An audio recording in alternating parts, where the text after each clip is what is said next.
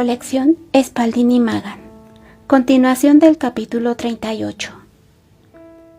Muchos de estos niños no han recibido entrenamiento correcto en el hogar. Ellos han sido tristemente desatendidos.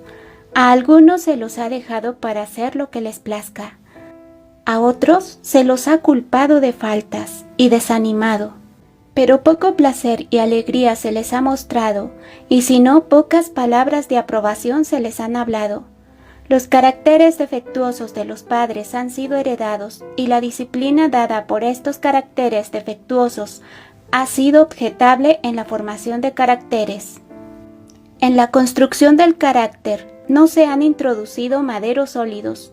No hay trabajo más importante que puede hacerse como el de educar y entrenar a estos jóvenes y niños. Los maestros que trabajan en esta parte de la viña del Señor necesitan primero aprender cómo tener dominio propio, guardando su propio temperamento y sentimientos bajo control, en sumisión al Espíritu Santo de Dios. Ellos debieran evidenciar el no tener una experiencia desequilibrada, sino una mente bien balanceada, un carácter simétrico, de modo que se pueda confiar en ellos por ser ellos mismos cristianos a conciencia, bajo el principal maestro, que ha dicho: «Aprended de mí, pues soy manso y humilde de corazón, y hallaréis descanso para vuestras almas». Entonces, al aprender diariamente en la escuela de Cristo, ellos pueden educar a niños y jóvenes, siendo cultos de dominio propio, bajo la disciplina en la escuela de Cristo, y teniendo una conexión viviente con el Gran Maestro.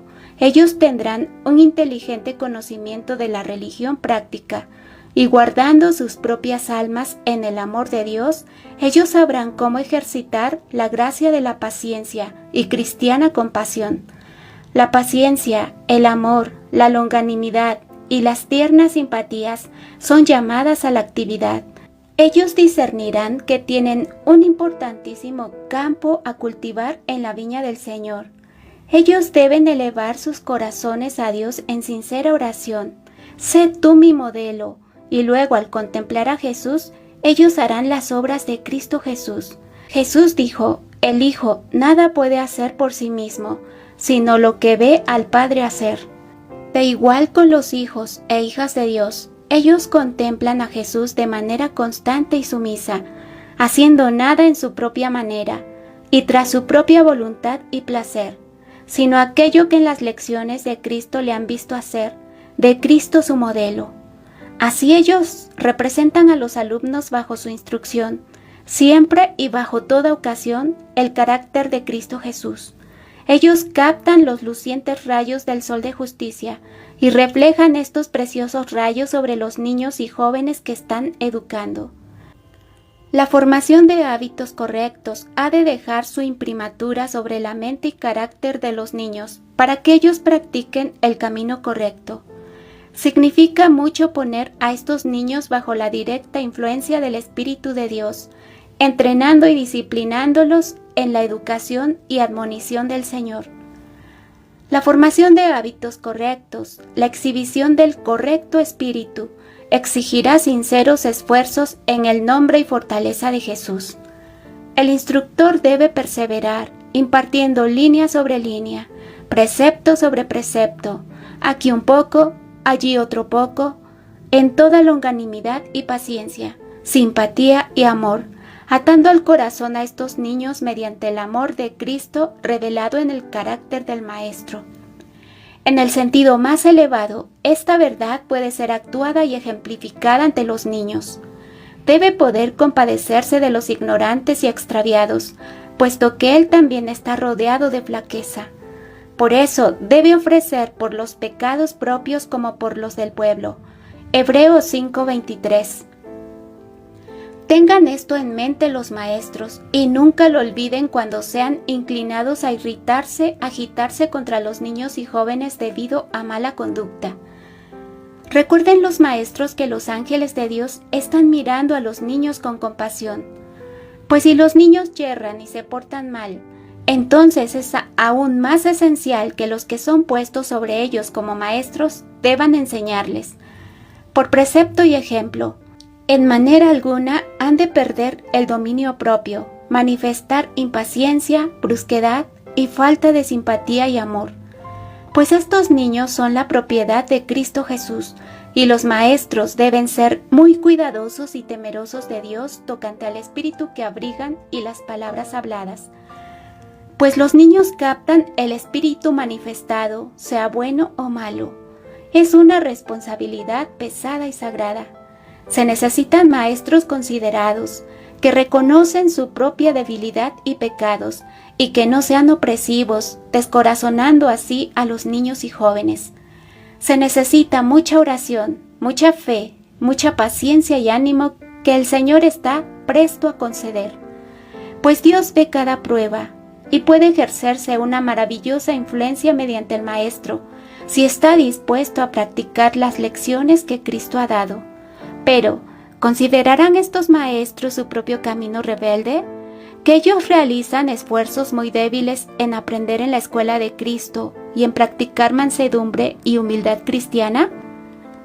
Los mismos maestros debieran estar en obediencia a Cristo Jesús, practicando siempre sus palabras para poder así ejemplificar el carácter de Cristo Jesús a los alumnos. Resplandezca vuestra luz en buenas obras, en velar y atender fielmente a los corderos del rebaño, con paciencia, con ternura y con el amor de Jesús en vuestros corazones. Nunca, nunca los eduquen a hablar impaciente e irritablemente, porque su maestro hace estas cosas. Nunca los eduquen al publicar los errores y faltas de algún alumno, pues ellos considerarán como virtud el exponer los errores de otros. Nunca humilléis a un alumno al presentar sus ofensas, errores y pecados ante la escuela. No puede hacerse una obra más efectiva en endurecer sus corazones y confirmarlos en el mal. Conversad y orad a solas con ellos, y mostradles la misma ternura que Cristo manifestó a vosotros que sois maestros. Nunca instéis a un alumno a criticar y hablar de las faltas de otros. Más bien, escóndanse una multitud de pecados en cualquier manera posible, al seguir el camino de Cristo en curarlos.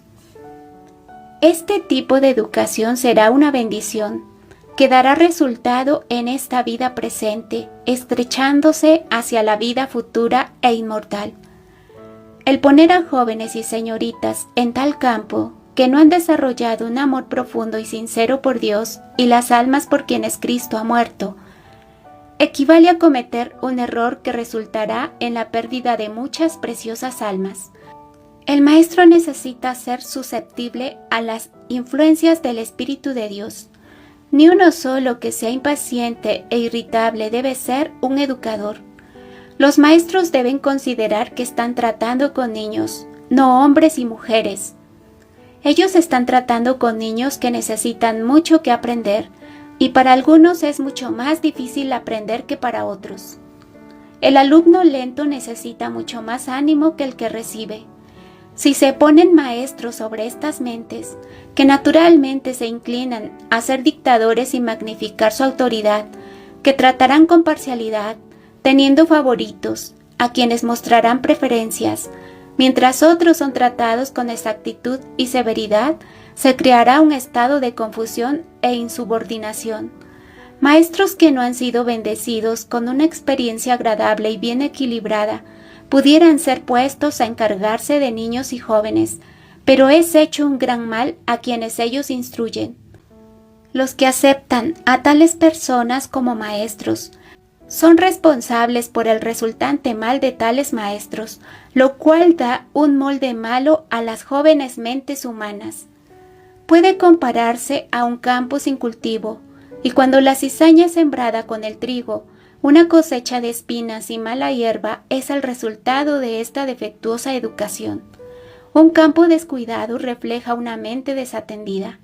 Los padres deben poder considerar este asunto en una luz diferente. Ellos deben considerar como deber el cooperar con el maestro para instar a una sabia disciplina, orando mucho por el que está enseñando a sus niños. No ayudaréis a los niños al inquietarlos, ni al censurarlos y desanimarlos.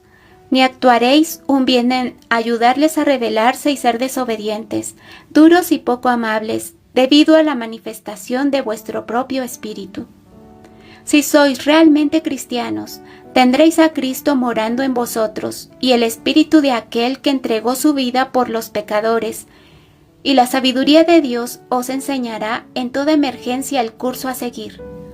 Cristo identifica sus intereses con toda clase y fase de la humanidad que está luchando con tentaciones. En ningún caso habéis de contrariar de frente al mal, y no debéis hacer declaraciones del mal proceder que repelen aún al más perverso. Nunca castiguéis en manera alguna que aumente la terquedad, a menos que queráis traer sobre vuestra propia alma el mismo trato de parte de Jesús, y se confirme en el alumno la mala conducta. Los niños necesitan tener un consistente, firme y viviente principio de justicia, gobernándolos y ejemplificado. Asegúrense en dejar resplandecer la luz ante vuestros alumnos. Es la luz celestial lo que falta. Nunca dejéis que el mundo reciba la impresión que vuestro espíritu, gusto y deseo no es de orden más elevada y pura que el del mundano. Si en vuestra acción dejáis esta impresión sobre ellos, dejáis que una luz falsa y engañosa los lleve a la ruina. La trompeta debe dar un sonido certero. Existe una línea amplia, clara y profunda, dibujada por el eterno Dios entre la justicia y la injusticia, la piedad y la impiedad, entre los que obedecen los mandamientos de Dios y los que son desobedientes. La escalera que Jacob vio en la visión de la noche, con la base descansando sobre la tierra y la parte superior alcanzando hasta los más altos cielos, con Dios mismo allí parado y su gloria brillando sobre cada escalón, ángeles ascendiendo y descendiendo sobre esta escalera de brillante resplandor, es un símbolo de constante comunicación mantenida entre este mundo y los lugares celestiales. Dios realiza su voluntad mediante la instrumentalidad de ángeles celestiales en trato continuo con la humanidad. Esta escalera revela un canal directo e importante de comunicación con los habitantes de esta tierra. La escalera representada a Jacob fue el redentor del mundo que conecta en uno al mundo con el cielo. Todo aquel que ha visto la evidencia y luz de la verdad y acepta la verdad, profesando su fe en Cristo Jesús, es un misionero en el más alto sentido de la palabra. Él es el receptor de tesoros celestiales y es su deber impartirlos a ellos y difundir aquello que él ha recibido. Por tanto, a quienes son aceptados como maestros en nuestras escuelas, les es abierto un campo de trabajo y cultivo para la siembra de la semilla y para la cosecha del maduro grano. ¿Qué puede dar mayor satisfacción que el ser colaboradores con Dios en educar y entrenar los niños y jóvenes a amar a Dios y guardar sus mandamientos? Llevad a los niños que estáis instruyendo en la escuela diurna y la escuela sabática a Jesús. ¿Qué puede dar mayor gozo que el ver niños y jóvenes siguiendo a Cristo, el gran pastor, quien llama y las ovejas y corderos oyen su voz y lo siguen? ¿Qué puede difundir más luz solar a través del corazón del obrero devoto que el mostrar que su trabajo perseverante y paciente no es en vano en el Señor, y ver a sus alumnos tener la luz solar del gozo en sus almas porque Cristo ha perdonado sus pecados? ¿Qué puede ser más satisfactorio al obrero de Dios que al ver niños y jóvenes recibiendo las impresiones del Espíritu de Dios en verdadera nobleza de carácter y en la restauración de la imagen moral de Dios? Los niños en busca de la paz del Príncipe de Paz. ¿Es la verdad una esclavitud? Sí. En cierto sentido, ella ata al alma dispuesta en cautividad a Jesús, inclinando el corazón a la mansedumbre de Cristo. Oh, significa mucho más que lo comprendido por mentes finitas, el presentar en cada esfuerzo misionero a Cristo Jesús y a Él crucificado. Pero Él fue herido por nuestras transgresiones, Él fue herido por nuestras iniquidades. El castigo de nuestra paz fue sobre Él, y por sus llagas somos sanados. Pues Él lo hizo pecado por nosotros, a quien no conoció pecado, para que fuésemos hechos justicia de Dios en él. Esta ha de ser la carga de nuestra obra.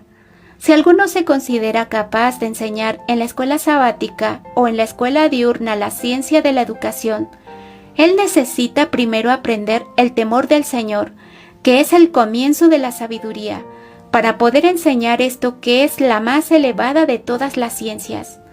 Oh, yo tanto deseo que el Señor del cielo abriera muchos ojos que ahora se encuentran ciegos, para que ellos mismos vean cómo Dios los ve y les diera un sentido de la obra a ser hecha en los campos de trabajo. Pero no abrigo la esperanza de que todas las apelaciones hechas valdrán a menos que el Señor hable al alma y escriba sus requerimientos sobre las tablas del corazón.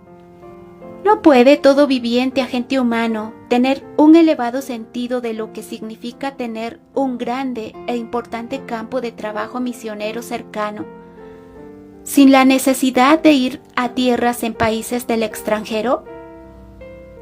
Y mientras algunos deben proclamar el mensaje a los de lejanas tierras, hay muchos que deben proclamar el mensaje a los cercanos. Nuestras escuelas han de ser escuelas educativas que califiquen a jóvenes en ser misioneros por precepto y ejemplo. Tenga siempre en mente el que actúa en capacidad de maestro, que estos niños y jóvenes son comprados por la sangre del Hijo de Dios. Ellos deben ser llevados a creer en Dios como su Salvador personal. El nombre de cada creyente por separado se encuentra grabado en las palmas de sus manos. El principal pastor está viendo desde el santuario celestial sobre las ovejas de su pasto. Él llama a sus propias ovejas por nombre y las saca. Si alguno pecare, tenemos abogado para con el Padre a Cristo Jesús el justo. Oh, verdad más valiosa y bendita. Él no trata un solo caso con indiferencia. Su impresionante parábola del buen pastor representa la responsabilidad de cada ministro y de cada cristiano que ha aceptado la posición de maestro de niños y jóvenes, maestro de viejos y jóvenes en presentarles las Escrituras. Si uno se extravía del rebaño, debe invitársele a regresar, no con palabras bruscas y con un látigo, sino con tiernas invitaciones. Las 99 que no se han extraviado no exigen un llamado de simpatía y amor tierno y misericordioso de parte del pastor. Pero el pastor sigue a las ovejas y corderos que le han causado la más grande ansiedad y han absorbido sus simpatías. El desinteresado y fiel pastor deja a todas las demás y todo su corazón, alma y energía son ejercidas en busca de aquella que está perdida. Y luego la figura, gloria a Dios. El pastor regresa con las ovejas, llevándolas en sus brazos, regocijándose a cada paso. Él dice, regocijaos conmigo, pues he encontrado a mi oveja que estaba perdida. Estoy tan agradecida que la parábola nos dice que la oveja fue encontrada. Y esta es la precisa lección que ha de aprender el pastor. Éxito en traer de regreso a las ovejas y los corderos. No hay cuadro presentado ante nuestra imaginación de un pastor triste regresando sin las ovejas. Y el Señor Jesús declara el placer del pastor, y su gozo en encontrar a la oveja causa placer y regocijo en el cielo entre los ángeles. Entonces, cuando los niños y jóvenes se apartan del rebaño, no os quedéis estáticos, no los expulséis de la escuela, no mostréis que queréis humillarlos, sino con tierna voz y amor añorante, buscadlos, sabiendo que todo el cielo está reclutado con ustedes en la obra de hacer que regresen al rebaño. El Señor ha presentado estas lecciones para vosotros que sois educadores. Él tiene tal interés viviente por cada niño de sus redimidos, para no dejarlos expuestos y pereciendo en el desierto de la tentación. Porque los habéis llevado allí para que Satanás realice su cruel voluntad sobre ellos. La sabiduría de Dios, su poder y su amor, no tienen comparación. Es la garantía divina que ni una sola de las extraviadas ovejas y corderos es pasada de alto, y ni una sola es dejada sin socorrer. Una cadena de oro, la misericordia y compasión de poder divino, es puesta sobre cada una de estas almas en peligro. Entonces, ¿no cooperará el agente humano con Dios? ¿Será él mismo pecaminoso, falluco y defectuoso en carácter, descuidando el alma que está por perecer? Cristo ha vinculado a esas almas a su eterno trono mediante su propia vida. Tenga en mente cada maestro que asume la responsabilidad de tratar con mentes humanas, que cada alma que está inclinada a errar y es fácilmente tentada, es el especial objeto por el cual Cristo está implorando. Los que están sanos no necesitan médico, sino los que están enfermos. El compasivo intercesor está suplicando, ¿y repulsará a una sola alma el hombre finito? ¿Será algún hombre o mujer indiferente hacia las almas por quienes Cristo está intercediendo en las cortes celestiales? Y usted, en su curso de acción, ¿imitará a los fariseos que fueron despiadados y a Satanás que acusaría y destruiría?